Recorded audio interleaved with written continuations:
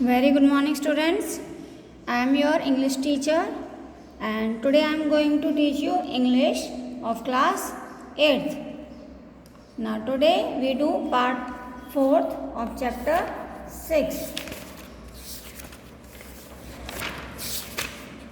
This is the chapter number 6. Chapter 6, the first Indian in space. आज हम इसका part 4 यानी हार्ड वर्ड्स करेंगे। तो बच्चों, सबसे पहले आप अपनी बुक खोलिए और उसमें जो हार्ड वर्ड्स हैं उनके नीचे अंडरलाइन कीजिए उन्हें। Okay, so let's start. यहाँ देखिए स्क्वाड्रन, स्क्वाड्रन में आप अंडरलाइन कीजिए, ये हार्ड वर्ड्स है। देन वेंचर, इसके बाद perspective, after this passion and embark, turn the page,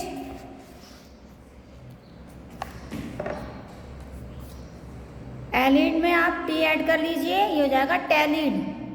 okay, cosmonauts, crew and cope. All these are hard words of this chapters. Now we use these hard words in our own sentence.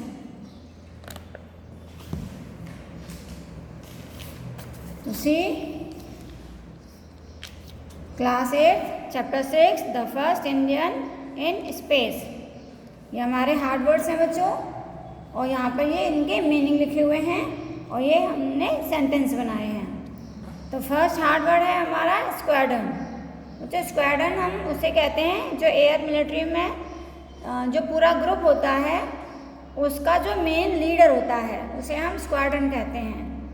तो देखिए यहाँ पे मैंने लिखा हुआ है a group of military aircrafts, यानी कि एयरक्राफ्ट्स में जो पूरा ग्रुप होता है उसका मेन लीडर। सेंटेंस हम बनाएंगे, Ram is the squadron leader. Venture, खतरों से भरा काम। देखो बच्चों, जब कोई काम किया जाता है, कुछ काम ऐसे होते हैं जो इजीली हो जाते हैं, लेकिन कुछ काम ऐसे भी होते हैं जिनको करने में हमें बहुत परेशानियों का सामना करना पड़ता है, यानी कि बहुत रिस्क होता है उसे करने में। तो जो काम रिस्क से भरा हुआ होता है यानी कि खतरों से भरा हुआ होता है उसे कहते हैं वेंचर। इसका सेंटेंस है, he lost a lot of money in a failed business venture last year. Perspective, इसका मतलब होता है बच्चों परिप्रेक्ष्य, यानी कुछ कहने का तरीका, यानी कि हम कुछ किसी से कहना चाहते हैं तो उसका तरीका जो होता है कहने का उसे हम पर्सपेक्टिव कहते हैं, यानी कि कहने का तरीका। क्योंकि सभी लोग अलग अलग तरीके से अपनी बात कहते हैं, तो जो हमारा वे ऑफ टॉकिंग होता है उसके लिए पर्सपेक्टिव कहा जाता है। तो I am having positive perspective. Passion का मतलब होता है बच्चों जुनून, किसी काम को करने का जो जुनून होता है। कहते हैं ना कि इसके ऊपर तो जैसे मान लीजिए धोनी था, धोनी के ऊपर क्रिकेट खेलने का पूरा जुनून था उसमें, कि मतलब उसे क्रिकेटर ही बनना है। तो जुनून यानी पैशन, किसी चीज़ को करने के लिए पूरी तरह से उसी में लग जाना और सिर्फ उसी के बारे में सोचना, उसे कहते हैं हम जुनून यानी पैशन। तो आई एम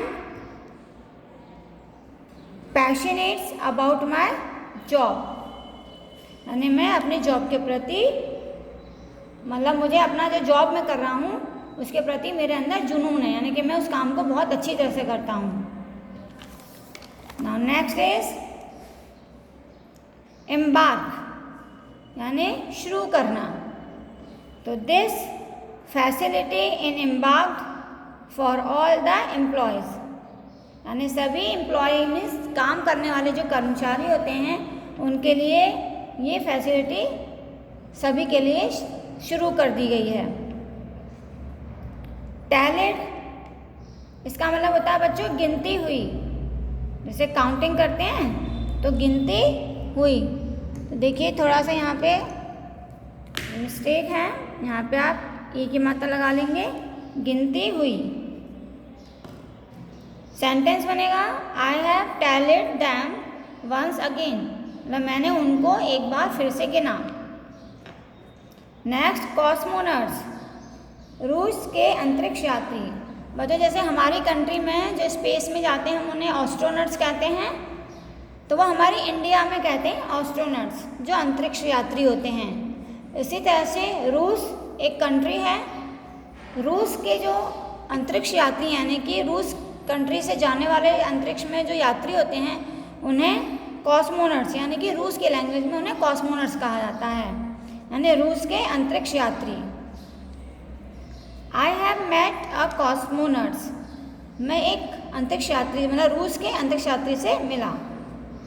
क्रू, क्रू का मीनिंग होता है बच्चों जहाज में काम करने वाले व्यक्ति।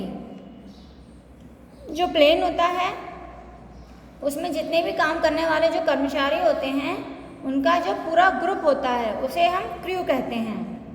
तो I was not a member of crew, यानी कि मैं उसमें काम करने वाले जो वर्कर हैं उनके ग्रुप का मेंबर नहीं हूँ। तो I was not a member of crew. Last है बच्चों कोप। कोप का मतलब होता है सौदा। जैसे हम किसी से डील करते हैं यानी कि सौदा करते हैं कि आप मेरा ये काम करोगे तो मैं आपके लिए ये करूँगा, यानी कि डील करना, उसे कहते हैं सौदा करना।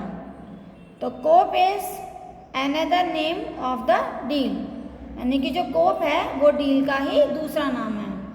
कहते हैं ना अरे मेरी आज उसके साथ डील हो गई है ना, यानी हमने सौदा कर लिया है, तो उसे कहते हैं कोप, यानी डील का ही ये दूसरा नाम है।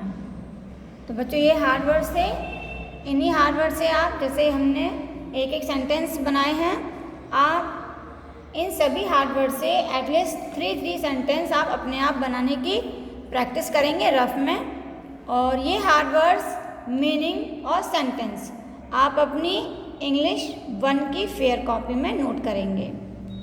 Okay, so this chapter is completed, chapter 6।